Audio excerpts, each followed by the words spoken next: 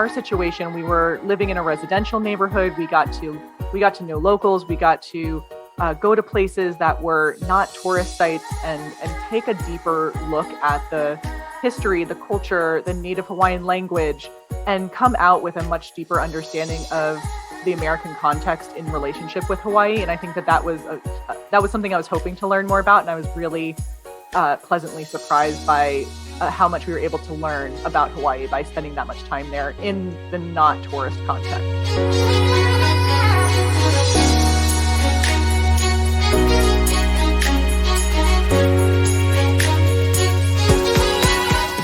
Welcome to the Crossing It Off podcast, where each episode we share the stories of individuals that are living out their bucket/life goal lists.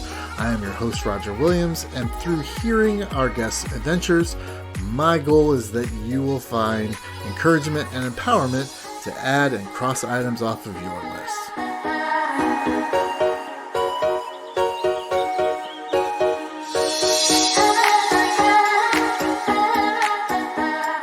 At this time, I'd like to welcome my guest, Julia Rogers. And Julia describes herself as adventurous, curious, organized, and enthusiastic. Julia, thank you so much for being here, and I appreciate you coming on. Thanks so much, Roger. I'm happy to be here. Okay, let's get right into this. This is a subject that I have some passion about, so this should be good. What was the item that you crossed off your list? I took a mini sabbatical with my family a couple of years ago. Okay. So what was going on in your life? We have in the United States, we kind of have this culture where if someone uses the word sabbatical, you're a professor, right? There isn't a sabbatical in a lot of other professions. So what was going on in your life, and why did you choose, what was that need that you decided to take that sabbatical? Yeah. So I think that one other word I would use to describe myself is a traveler. I've traveled since I was an adult. I didn't travel as much internationally when I was younger, but I kind of got that travel bug after college. And I met a man and married him who also has that same inclination. Nice. So we traveled a lot in our pre-children years. And then we kind of settled into, we had 2 kids. The kids were young. At the time that we took our mini sabbatical, they were 1 and 3. And, about a year before we took it, we said, we have to take advantage of the fact that these kids are not in school yet. And we wanted to get out there and see some new things and just have an adventure together as a nuclear family. And it became clear that, a 6-month or year-long timeout was not going to be in the cards for us, but we could do 1 month. And so that's how we settled on a month-long adventure as a family, and kind of use that as our framework for planning our adventure. So where did you take the sabbatical? We decided on Hawaii. So we spent a month on the North Shore of Oahu. Okay. Was there a specific reason why you chose Hawaii? Yeah. I think Hawaii checked a lot of the boxes that we were looking for at that time.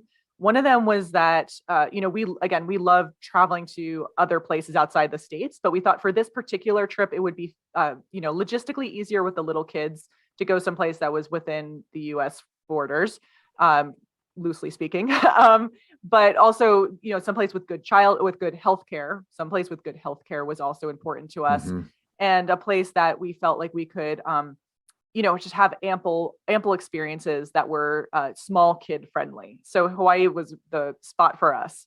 What did the people closest to you, like work, family? What did the people closest to you go?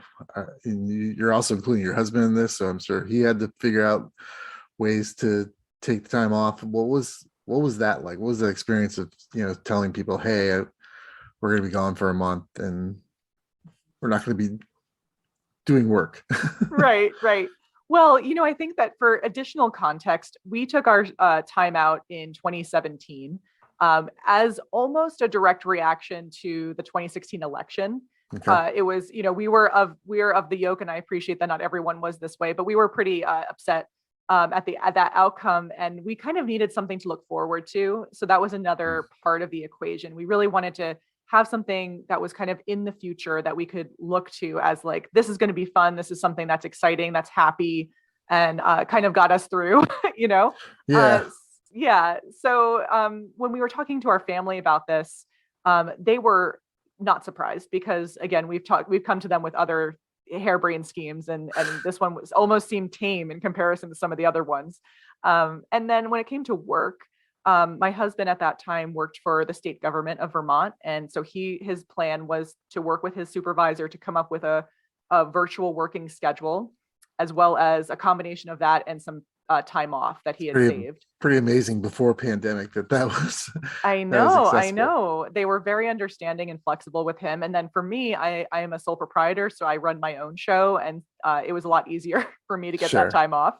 But we both still worked on our sabbatical, so I think that that's we can talk about that a little bit more if you'd like to. But that was how we made it work, since we kind of before our jobs needed to stay a little bit up on Right. what we were our projects and clients and things like that. But at the same time, we did. I would say that it was probably only 10 to 15 hours a week that we were actually working. Yeah, and I think you hit on something where it's like that issue of looking forward to something. I've experienced that myself. I took a month trip to Spain to travel along the road to Santiago, and it helped me just having that thing to look forward to. And right now I'm Hmm. looking at future trips, and it's so much easier to be comfortable with the here and now, knowing that I've got something to look forward to down the road. So I love Yeah, that. they've actually done studies, psychological studies Mm, that say that the preparation and the ideation of an adventure or of a vacation or a trip is just as beneficial to one's emotional state as the actual vacation itself. that's So. awesome. How did this taking sabbatical, how did it affect your family life while you were on it? Were there dynamics that changed between you and your husband, or between you and the kids, although they were younger? Were there anything that changed in you during that time period, good and Such a bad? good question. One of the things I really appreciate about my relationship with my husband is that his name is Tom, is that we travel really well together. Mm, We do well in any kind of team environment in general. And I think that, once you become parents, it's us against them a little bit. And so that plus trip lifestyle, we're kind of suited to that. I feel like we have a really good dynamic. And so that was complemented by this experience. I would say that we great. had a really good thing going, even with the additional stressors that come with just kind of a temporary lifestyle. And then with the kids, there was good and bad. One of the things I observed in our daughters, is that they were each other's only playmates during that month. Mm, They had only each other, and they really grew as sisters. I think that their sisterly bond really cemented during that period. And then in this past year with the pandemic, they also had to reinvent their relationship once more as older kids. They're now 5 and 7, but that I feel like that foundation was laid in Hawaii, where they really liked each other and enjoyed playing with each other. And the older sister helped the younger sister. And so I just feel like Hawaii really helped out with that dynamic, that of their relationship in a good way. On the flip side, our 3-year-old at the time was having a lot of meltdowns and I think transitional things with her schedule being upset. And we mhm. were pushing the envelope a lot with our daily schedule and trying to do a lot with the little time that we had. So that was a little bit of a strain, I think, from a perspective of her, as a young kid doing a lot, all day, every day. And then for us as parents, everybody was tired at the end of the day for sure. Wow. So what was your hope for the sabbatical? What was you personally, there's goals for the family, but what were your goals specifically, or hopes that the outcome would be from taking this sabbatical? Well, one of the things I appreciate about the idea of being somewhere for a month is that it's longer than a vacation, but short enough that Mhm. it doesn't disrupt your entire life. And the idea of going to Hawaii was really attractive. I said all the logistical things that made it attractive, but the other thing is that Hawaii is one of those places where it is an onion. There are layers to that place. It is not something, a lot of people, tourists can go to Hawaii, you can stay at a resort that's completely sanitized from the local culture and not really learn anything significant about the place, not get a Mhm. true sense of place.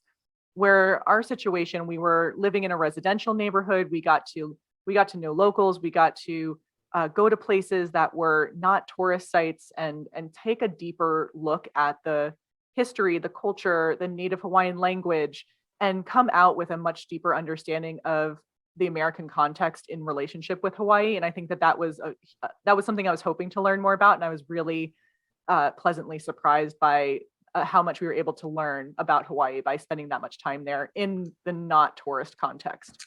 Was that intentional on your part to do when you when you went, and how did you accomplish that, right? How did you get to that space where that was your experience? Yes, definitely. That's kind of a goal of mine whenever I travel, even if it's for a short amount of time. I like to kind of scrape away that polished veneer that some locations have on top of them and dive a little bit deeper.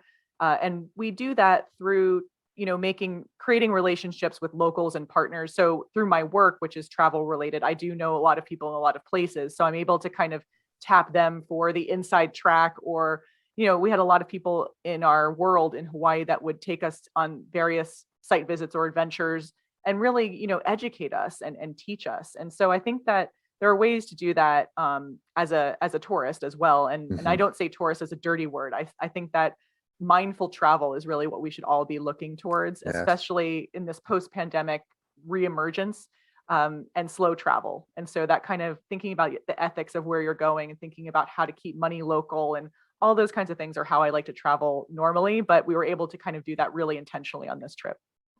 So we just talked about the hopes you had. What was, looking back on it after the trip, what was the impact you think it had specifically on you and yourself, and your how you re-entered life as you knew it before? I think that it was our first prolonged adventure as a family. And so I came away from that feeling really bonded with my Mm. family, as I think I mentioned. And also just, I always feel so renewed whenever I travel because I'm one of those people that if I can wake up every day and it's a little bit different, all the better. And so I think that coming away from that experience made me just feel really grateful and have that, and kind of I was able to carry that gratitude with me for a long time and still do. And, I was looking at some of the pictures from the trip in preparation for this interview and just reliving those experiences. I have such warm memories of that experience. And I think that that's something that as a society, we don't pay enough attention to experience as a commodity or as something that's worth investing in the way that I feel like we should. And when I look back on that experience, I wouldn't trade it for anything. It's worth any amount of money to have that Yeah. experience with my family. Yeah, and I think for me, it's when I travel, everybody wants to see pictures of stuff. Mm. Show us the stuff that you saw, and it's like, well, that's not where I'm at. It's like, I'll show you the people I met. Show you Right, the right. selfies, Or like, the condo that we rented, actually it was more of an apartment, but the apartment we rented was right on the beach. And mm, we had a little lanai, which is a little kind of you know, how do you say, like balcony, sorry. So we had a lanai, which is a balcony that you could open up. And so we slept open air every night because wow. our bedroom, actually, we had a Murphy bed that came out from the wall because we had like a very small apartment. Yeah. But my husband and I slept on this Murphy bed and we opened up the lanai door. And every night we heard the ocean and you Oh, could just see the stars from your bed. And that's a picture that you don't have that one in exactly. the camera roll, but that was one of those memories that I just always think about so fondly.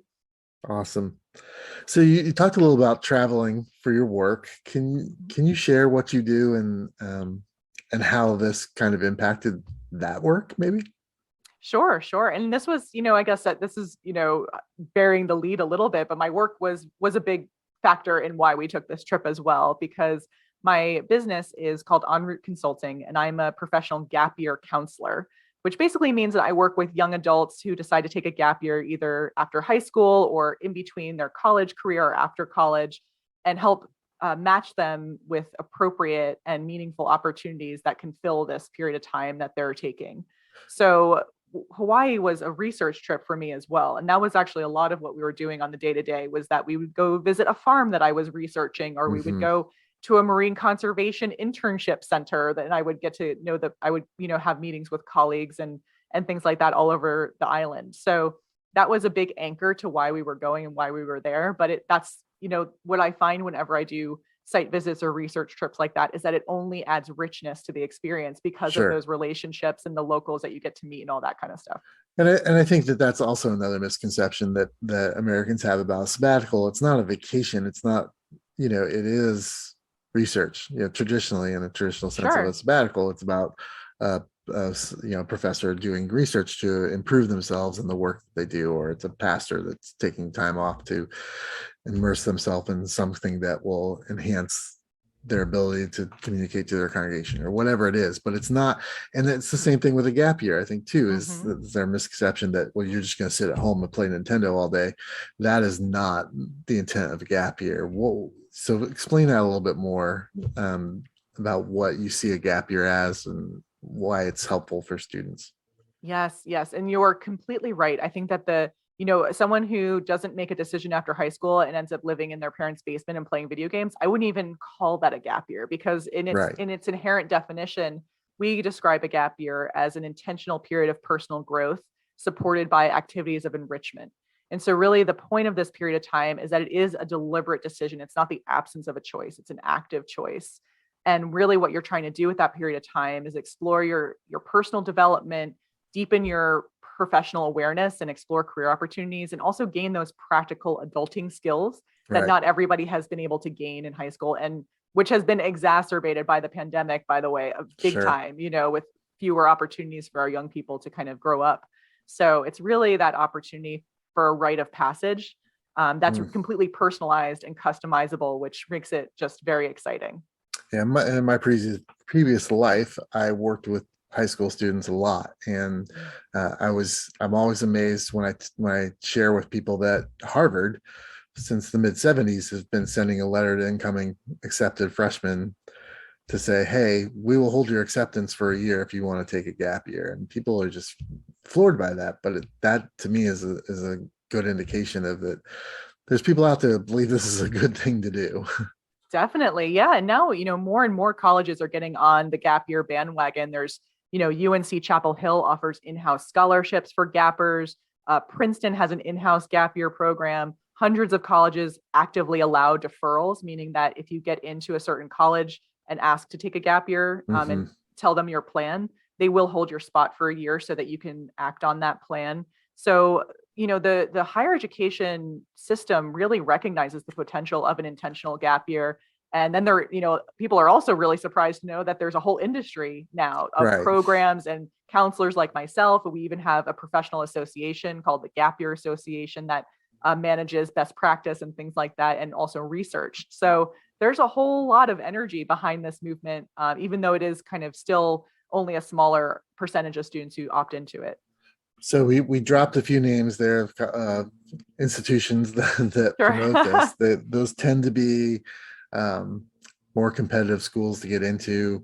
What would you tell a student that was going to be attending a state school or a 2-year program or whatever? How would you counsel them without spilling all the beans of what you do? But how do you approach that kind of work? Because it has to be a little bit different than people that are going to an Ivy League or a higher end university. Yeah, sure. Well, I think that a gap year is open to anybody. In fact, one surprising tidbit for people is that the largest gap year program in America is AmeriCorps, which is the Hmm. domestic arm of the Peace Corps. So if you've ever heard of programs like City Year or NCCC, or, Habitat for Humanity has a, Vista Arm and things like that, those are all what we would consider meaningful gap years. National service is a gap year. So that is open and accessible to anybody. Not only is it free and you get a stipend to do it, but you also get an education award at the end of your service. So when we talk about gap year, there is sometimes associations with elitism, or it's only for this kind of person or that kind of Hmm. person. Really, who it's for is anybody who actively wants to take control of their future and not just be on a conveyor belt into the next choice. So, for any student who doesn't know what they want to study in college, doesn't know if they want to go to college, feels burnt out from high school, doesn't learn in the classroom effectively, Hmm. someone who's had any kind of mental health or physical health challenges that have stunted their, personal journey, any of those people can benefit from gap time. And if you notice, like kind of probably almost everybody fits one of those categories, right? Because Yeah. it can benefit just about anybody, except I would say like the one type of student who maybe doesn't need a gap year is someone who knows exactly what they want to do for college, is super academically motivated, and just can't imagine not doing anything except for going straight into school. So if you have those enthusiastic students in your life, you don't have to push a gap year on them, but that's not the majority of students. So we've been talking about student gap years. We started this conversation with adult sabbaticals. Sure. Yes. I am currently on my own adult gap year, being very intentional about what I do, taking time away from selling my labor to others and using it for myself. And what kind of advice would you give adults that were kind of lingering or thinking about either a sabbatical or taking a year off? And what kind of advice would you give them? Yeah, yeah. And what one interesting, delineation between the student gap year and the adult gap year is the just the logistics that are involved. So I'm much more compassionate for adults feeling hesitant about taking a gap year. I have less patience for young adults who don't want to take a gap year because I'm like, you don't have any responsibilities yet. You don't have any debt yet. Yeah, You don't have people relying on you to feed them yet. right, So when you're 18 and fresh out of high school or even have a couple years of college under your belt, you don't have anything to lose really. right. Whereas when you're an adult, there are career implications, there are financial implications. But I think that what the biggest thing is that people need to come at it from an abundance mindset and not a scarcity mindset when they think about what they could do this time. Especially with the virtual work revolution, there are so many ways to make remote work possible that we don't need to be tethered to one place if we don't want to be. So and then the other thing is, you can really get creative with how you utilize your assets to your advantage. So one thing to think about is if you own a house, or if you have even if you're renting, but if you're allowed to sublease, you can actually use your house as a way to help fund your Right. trip, by either renting it out on Airbnb or doing a house swap. So, thinking through what you actually have, you probably have more at your disposal to work with than you might think at the beginning. So. Awesome. Thank you for that. Um, as we close out here, what is the next item you want to cross off your list? Well, I guess I can say it here. I can announce here for the first time that we are planning another mini sabbatical for 2022, which I'm very excited about. We're thinking Indonesia is going to be our Okay. location. So we want to do kind of a level up as far as culture and challenge, for the family. But still, So let's still stay close to a beach, though. yeah, exactly. Yeah, so for context, we live in Stowe, Vermont. So we live in a There landlocked you go. mountain town. So whenever we're thinking about where we want to spend time, it does tend to be tropical and beach oriented, I'll admit. But we're also just super excited to experience a way different culture, way different food, just have that really out there experience for the kids now that they're a little bit older. So that's definitely, so I guess it's same bucket list item, but just a different location. I'm trying to think if there's anything completely different that's on my bucket list. I do want to skydive sometime in the next couple of years, and Okay. so that's been a bucket list item for a while that I have not checked off. So we'll see if that can happen sometime soon. Okay. So let me let's backtrack just a little bit. So going to Indonesia, have you explained this to the girls? Do they understand what this might look like? Have you talked about schooling? What are some of those things that, to be able to cross that item off that are different now compared when you took the sabbatical 4 years ago or five Oh, years so ago? yes, so many different kind of things to be thinking about. The first time around, we were thinking more about childcare, like how can we find someone to help us out with the kids if we need it. Now, like you said, we're going to be thinking about, they're by then they'll be in first and third grade, so Mhm. there are more school implications. But I did get the thumbs up from the principal that this is allowed. We could take a month off and we can work with their teachers and things like that to kind of come Right. up with a learning plan for them. So that is also, I would say, that don't think that just because your kids are in school, this can't happen for you. There are ways to work with your school system and with your educators to create a partnership in this, because learning outside the classroom is so valuable for young people. So that's one thing that we're considering. And, we haven't told the kids that much about this yet because we're still kind of keeping an eye on COVID. We don't want to get Sure. their hopes up and then have them be squashed. So I think that we'll start kind of as things start to look really good for this happening. It's going to happen towards the like fourth quarter next year, kind of probably November-ish time. We'll start kind of getting them prepared, probably starting in the summer, doing some educational work around Okay. getting them to know the culture and getting them excited. So that's kind of the plan Awesome. at the moment. Yeah. And then, so I'm going to go back to you, jumped ahead on the question, but what is something on your list that's completely different than taking a sabbatical? So I do keep a bucket list. It's in the back of a journal that I've had since I was 15. And one thing it's either number one or number two is skydive. So I do want to cross that off my bucket list at some point. Whether it'll be in the next year, I don't know, but someday, yes. So why has it been on the list for so long?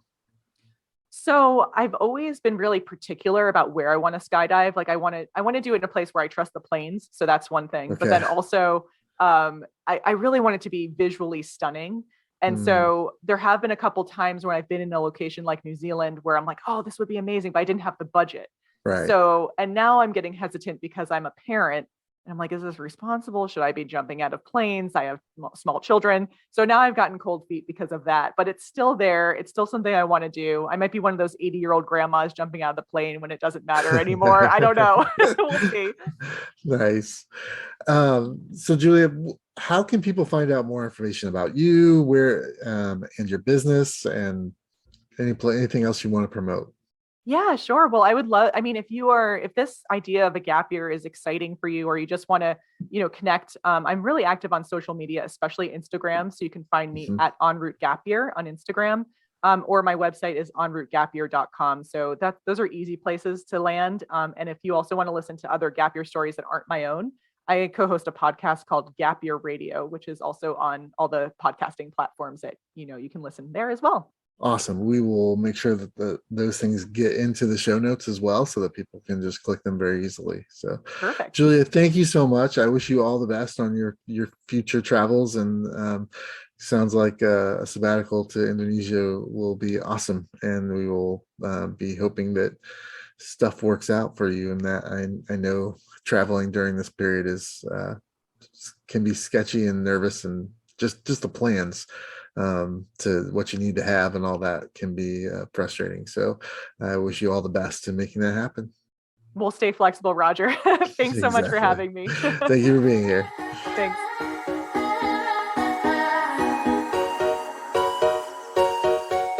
As a reminder to our listeners, in this episode's show notes, you will find links to learn more about this week's guest and information on how you can cross this item off of your list.